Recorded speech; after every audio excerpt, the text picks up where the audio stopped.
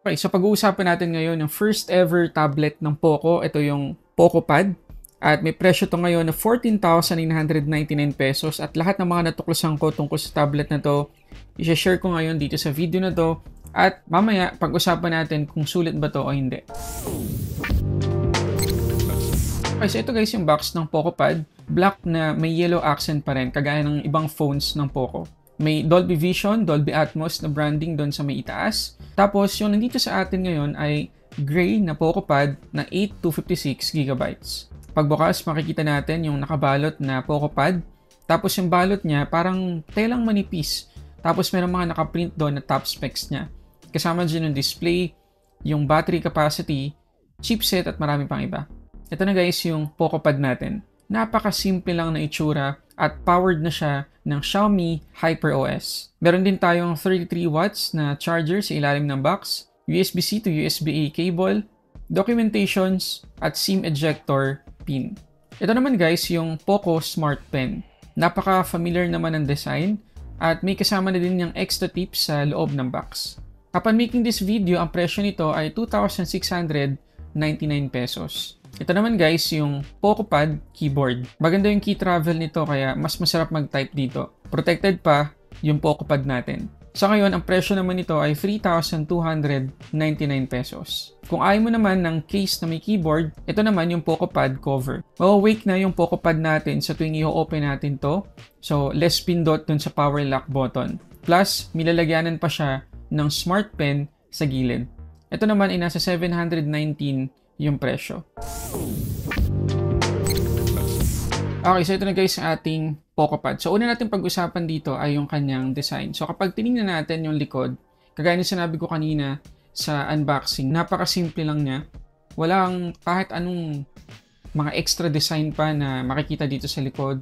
Super simple pero very elegant talaga. Napaka-professional ng itsura. Ayan. Pero yung kulay blue na Poco Pad, kung hindi ako nagkakamali, mayroong gold accent yung kanyang camera module.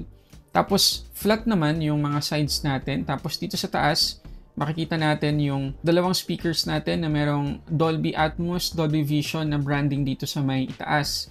Quad speakers tayo guys, kaya kahit dito sa ilalim, meron pa rin tayong mga speaker, dalawa pa rin. Tapos, meron pa tayong headphone jack at USB-C port. So, talagang kumpletong-kumpleto tayo dito sa Poco Pad. Dito naman sa may right side, makikita natin yung volume up and down button, pati yung kanyang mga microphone, isa dito. Tapos, meron pang isa dito. Tapos, ang ating SIM tray. Check natin to. Okay, correction lang guys. Hindi to SIM tray. Lalagyanan to ng micro SD card. At according to Poco, pwede tayong magsalpak dito ng up to 1.5 terabyte na micro SD card. At syempre dito sa harap makikita natin yung ating selfie camera na nasa loob ng bezel. Nandito yan. Kapag naka-landscape mode tayo, nasa gitna siya. So goods yun. Tapos yung kanyang bezels guys, pantay na pantay. Ganda, di ba? So talagang immersive yung experience natin dito pagdating sa media consumption. Yun nga lang guys, yung mga ilang downside natin. Upon opening the box, wala tayong kahit anong screen protector dito. Pero protected naman yung kanyang display ng Corning Gorilla Glass 3. Pero syempre, mas maganda pa rin kung may extra layer tayo ng protection dito. So hanap agad kayo ng screen protector or tempered glass para dito sa Poco Pad. Isa pang downside ng kanyang design, wala tayong biometrics sa kanyang power lock button or fingerprint scanner. So, either face unlock or PIN, password, or pattern yung pwede natin gamitin as biometric. Okay, konting side note lang guys ha. Itong Poco Smart Pen ay kaya daw tumagal ng up to 12 hours sa isang charge lang. Tapos pwede natin siyang ma-charge via USB-C. Okay, walang kahit anong magnet itong Poco Pad. Sa kahit anong gilid, hindi natin siya mamamagnet or wireless charging. Kaya yung case kanina, yung folio case, makikita ninyo, andito, nakahiwalay siya. Pwede nga natin tanggalin. Yan. Kasi walang magnetic charging yung kanyang gilid. Hindi natin ma-charge to wirelessly. So, try natin ngayon guys yung kanyang smart pen. So, connect lang muna natin to. Na-auto-detect naman siya kapag in-on natin yung Bluetooth. Tapos, inilapit natin to. Ma-detect naman niya agad-agad. Okay. So, mag-drawing lang tayo ng kung ano dito. Unang-una, yung palm rejection niya. Okay, wala naman gumuhit dito sa bandang palm ko. Tapos, ang maganda rito guys, kapalan natin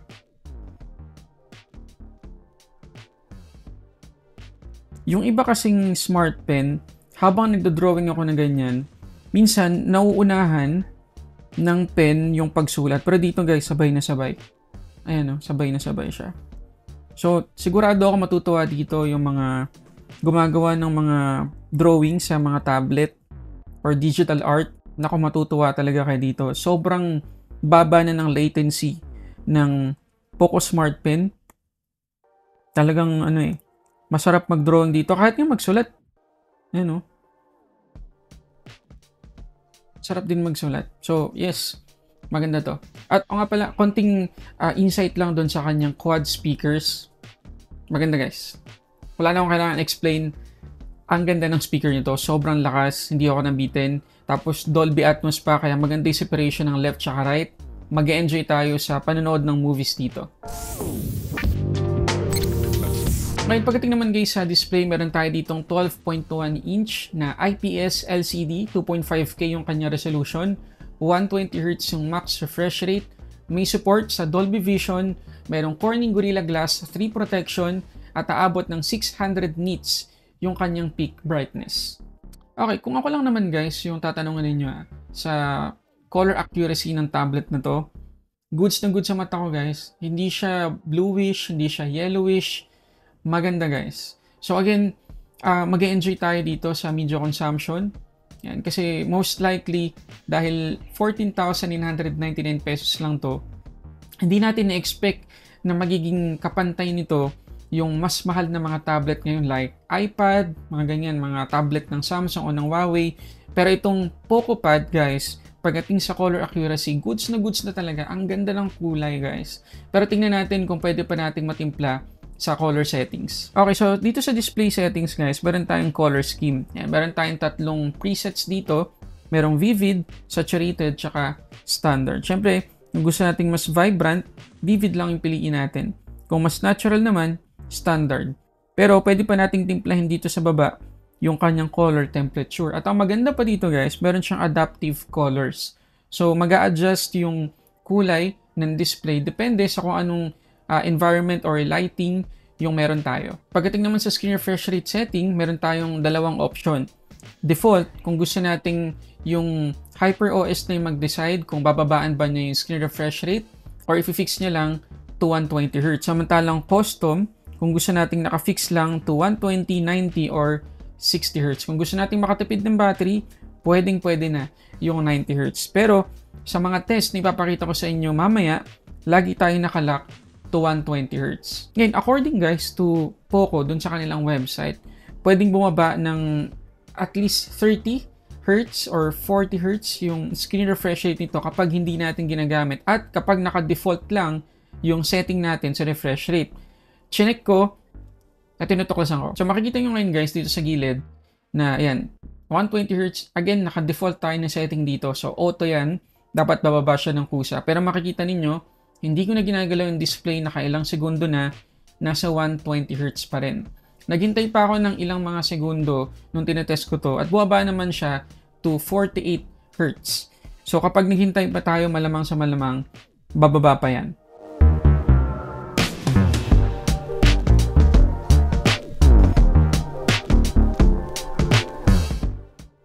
Okay, lumipas na guys yung ilang segundo. Ganun pa rin, 120Hz pa rin. So, siguro natsambahan ko lang talaga.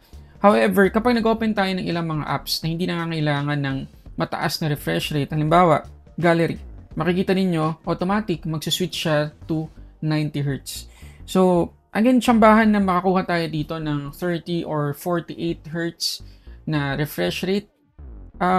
Most of the time, naka 120Hz siya kahit pa naka-default or naka-auto yung ating refresh rate. So, medyo magastos sa battery. At sana ma-fix ng Poco yan or ng Xiaomi sa mga susunod na software updates. Ngayon, para sa mga nagpaplanong manood dito ng mga movies sa mga streaming services kagaya ng Netflix, good news guys, kasi level 1 ng kanyang wideband security.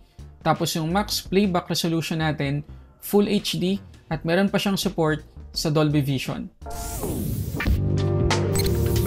Ngayon naman guys, pag-usapan natin yung battery capacity nito kasi sa kanyang price range, ito yung may pinakamalaking battery capacity. So far sa mga nakita kong tablet na ganito yung presyo, ito yung may 10,000 mAh na capacity, capable pa yan sa 33 watts na charging speed. Tingnan natin kung ilang SOT nakuha ko. Okay, tingnan nyo naman guys, almost 12 hours na screen on time na nakuha natin sa PCMark.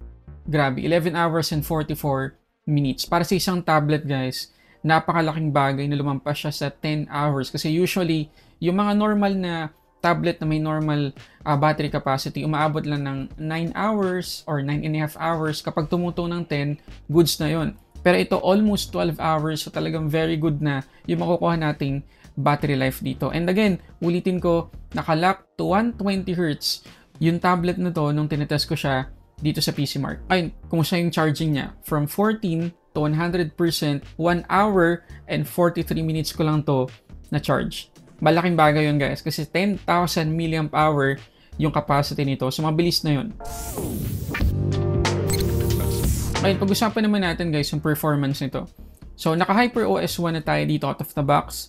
Android 14, Snapdragon 7S Gen 2 yung kanyang chipset, 8GB LPDDR4X yung kanyang RAM, 256GB naman na UFS 2.2 yung kanyang storage. So meron tayo guys memory extension dito up to 8GB. So technically pwedeng umabot ng 16GB yung ating RAM. Pero tingnan muna natin guys yung impact niyan sa performance. Okay, so ito guys yung nakuha nating Antutu score kapag naka-off yung kanyang memory extension. 554,686. Not bad guys, not bad.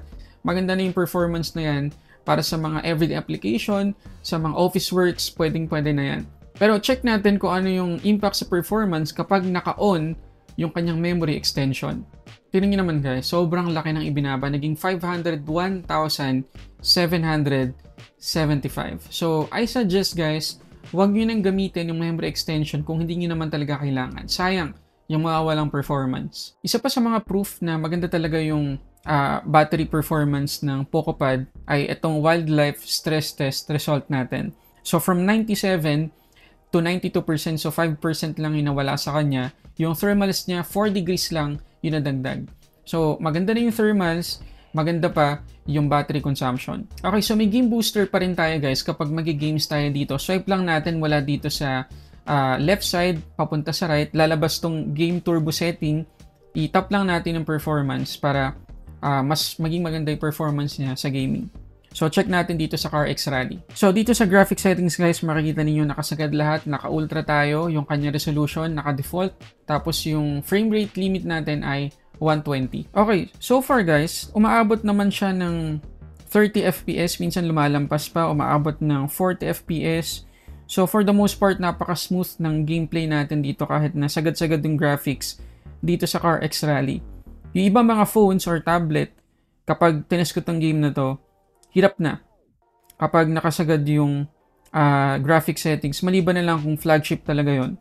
Pero dito sa PocoPad, kayang-kaya guys, walang problema. Wala tayong struggle na mafe-feel sa kanya. Okay, so ito naman guys, yung kanyang selfie video recording, 1080p, 30 frames per second, yung pinakasagad dito sa kanyang selfie camera. So, at least, diba, laging nakagitna yung tingin natin kasi nga, kapag naka-landscape mode, nakagitna yung kanyang camera, hindi kagaya ng ibang mga tablet. So, pagdating sa quality, hindi naman ako nag-expect ng malaki kasi nga, usually pag tablet talaga, hindi naman ganun kaganda yung selfie camera, pero ito, at least 8 megapixels yung binigay sa atin ng Poco. Okay na rin. Pasado na. Pero okay guys, ano masasabi nyo? Comment kayo sa baba. Okay, so yun na lahat guys sa mga natuklasan ko dito sa PocoPad. Kung kayo ba yung tatanungin, sulit ba to para sa inyo? Comment kayo dyan sa baba. Pero kung ako naman guys yung tatanungin nyo, for 14,999 pesos, para sa akin okay tong tablet na to. Marirecommend ko siya. So, yun muna guys. Maraming salamat sa panonood para sa samot-saring unboxing reviews. This is Sulit Tech Reviews.